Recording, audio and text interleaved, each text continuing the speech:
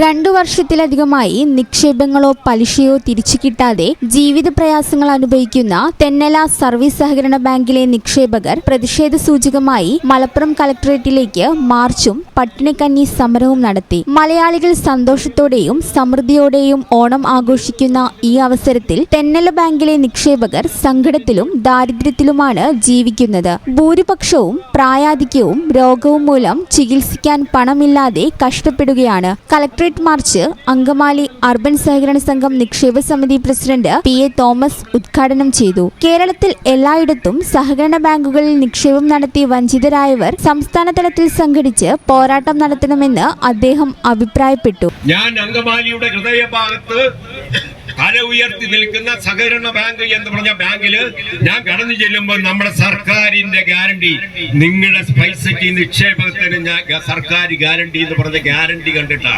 പൈസ പോയിപ്പോ ഒരു അണ്ടി പോലും ഇല്ല, ഗ്യാരണ്ടി ഇല്ല, സർക്കാരും ഇല്ല.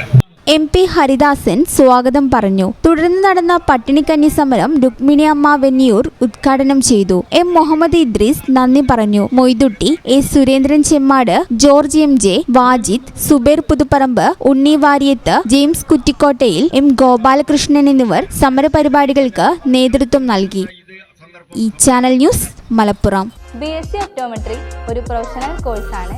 ഇതൊരു പ്രാക്ടിക്കൽ ഓറിയന്റഡ് കോഴ്സും കൂടിയാണ്. ക്ലാസ്സിൽ പഠിക്കുന്നതിനേക്കാൾ ക്ലിനിക്കൽ എക്സ്പോഷർ കൂടുതൽ വേണ്ടൊരു മേഖലയും കൂടിയാണ്. അൽസലാമ ഐ ഹോസ്പിറ്റലിൽ ആവശ്യത്തിലധികം ക്ലിനിക്കൽ എക്സ്പോഷർ നമുക്ക് ലഭിക്കുന്നുണ്ട്.